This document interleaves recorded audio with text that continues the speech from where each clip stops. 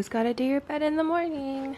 Hey everyone, I'm Emily, the Fang girl. Welcome back to my channel. For those who are new, I talk about tech, lifestyle, and just moving overseas.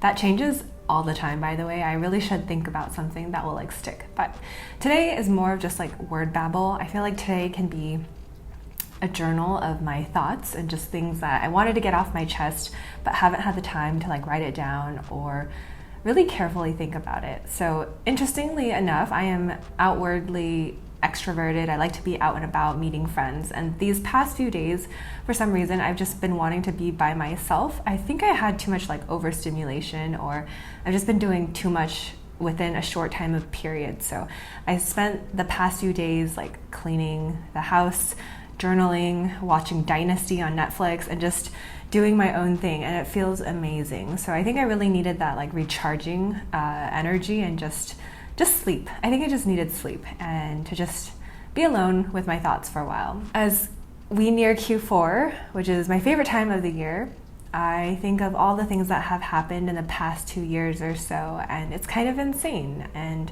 I've just been more and more reflective about this because I'm heading home to visit in mid-November, where I'm spending my birthday, my sister's birthday, my mom's birthday, and I'm going to a wedding, and I'm just kind of reliving moments back in my past life, and I feel like it's going to be such a huge change. There's so many things that have developed over the past months. Obviously, my friends getting engaged, getting married, some have kids now that I've never met, and it's so crazy. And I think it really just teaches you the world rotates on an axis, with or without you. And I think maybe that's why people tell us not to get attached to things, because once you get attached to things, you just feel sad when things move on, right? And so I don't know where I'm going with this, but I think a part of me having to learn to be alone and self-reliant and independent has taught me to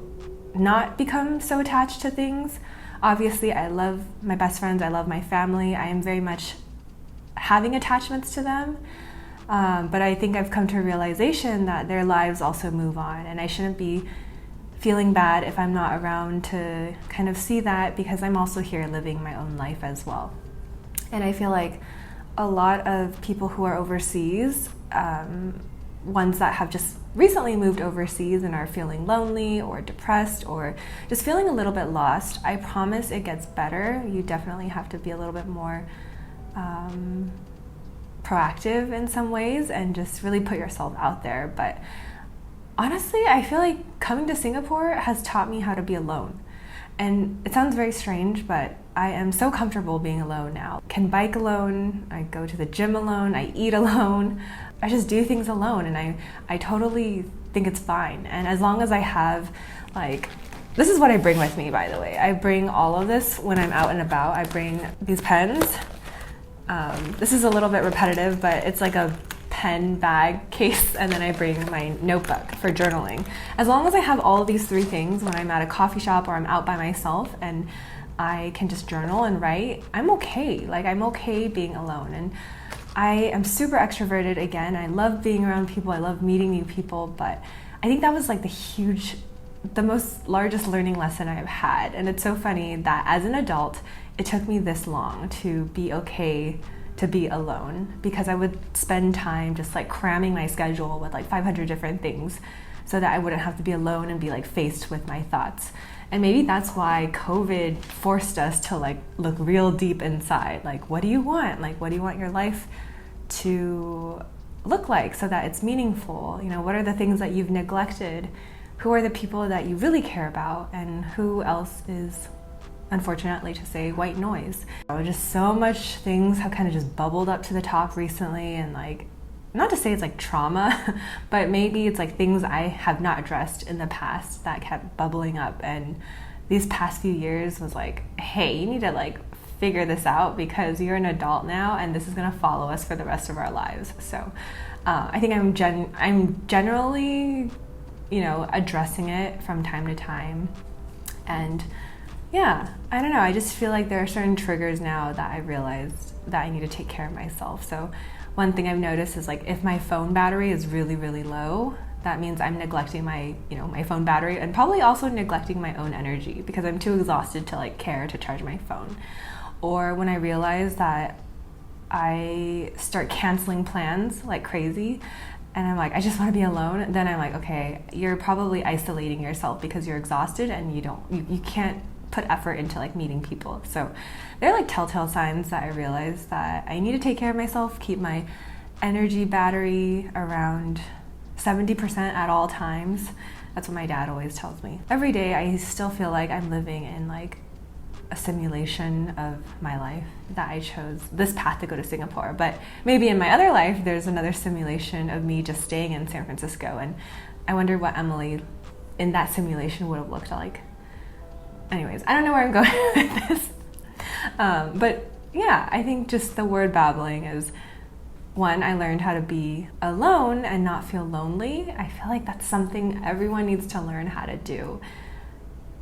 Because I think once you're alone, that means you're comfortable with yourself. You are okay with your own thoughts.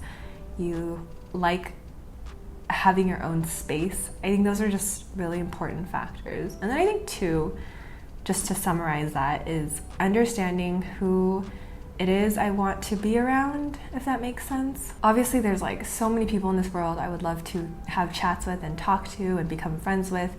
But I'm really spreading myself thin. And right now, what I mainly want to focus on is the people that I really care about and just making sure that I'm taking care of myself and like becoming better. So whether it's learning how to make better vlogs or talking in front of a camera or bettering my writing or, growing my nest egg for personal finance, these are all things that I'm currently just like, I'm more interested in, and I'm less interested in like doing things that don't really excite me. Like if you were to ask me to go rock climbing, I probably wouldn't go rock climbing because I don't enjoy it and I don't want to pay for it.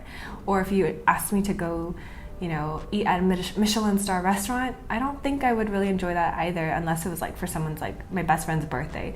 So there are like things that now I weigh in consideration. I'm like, would I actually enjoy this? And do I want to go? And do I feel obligated that I have to do this? Or could I spend my time better? There's only so many hours in the day, and I just feel like I need to be better at like managing my own time and managing expectations. The third thing, I don't know where this third thing came from, but the third thing is the topic on like the migration, the big migration. A lot of people, especially in the US, I don't know if they're doing it in Singapore, but in the US there's a huge mass migration of people quitting their jobs, pursuing side projects, looking internally and thinking, okay, I could get paid at another company, or I'm happier doing this, or maybe I don't need to work this like corporate job forever. So I've been seeing this like huge movement in the US, and it's funny because I think the mentality of Americans are also changing, that, we don't need to hustle all the time. Our mentality is like, we were forced to look inward and realize like, hey, life is really short and we need to do things that make us excited about living and things we've been putting off for the longest, and reconnect with people that we care about. So yeah, I'm actually really proud to kind of see that. I have a lot of friends who like quit their jobs to pursue the projects that they didn't have the chance to before COVID. So not to say that that's currently what's happening to me, but I do feel like I am at that point in my life where I should be trying new things and I should be exploring different projects, which I'm doing at the moment right now. Definitely a work in progress. No one said that starting a business would be easy, obviously. Right now, I am happy with the way that things are, but I think next year will bring a lot of change, specifically for myself. I think I will become more nomadic. If COVID was not here right now, I would definitely be living in Singapore still, but I would be traveling nomadically around Southeast Asia. And I think next year, if we can travel in 2022, I will be doing that. And I haven't even seen Southeast Asia. I'm really looking forward to that. That pretty much summarizes like all of my thoughts. Don't know what I'm gonna label this specific video, but maybe it'll just be like word babble from the Fang girl or something like that, I don't know. Or maybe just like the expat chronicles, like what the Fang girl is thinking, something like that. Anyways, I think the only advice that I have for anyone watching this, which is probably not a lot of people is just like, maybe you should consider the things that are really important to you at this moment. Like, I don't know, I would just like write it down. Like, who's important to you? What do you want to work on? And what are the things that, you know, you've been putting off for a long time? I think it's just all about like intentionality. And I think that's a really big word for me right now. It's like intentionality. So yeah, life is short. Just take care of your health, take care of people that you love, and yeah. Oh, I hate ending a video on yeah. Fine, then I will leave you guys with a quote that is on my Facebook. Let me just find it really fast. Okay, ready? A tolerance for uncertainty is the price of admission for an extraordinary life. And this is said by Srinivas Rao. So I'll leave with you that wonderful quote on my Facebook. And I hope you guys enjoyed this word babble video. And see you guys in the next video soon. Bye.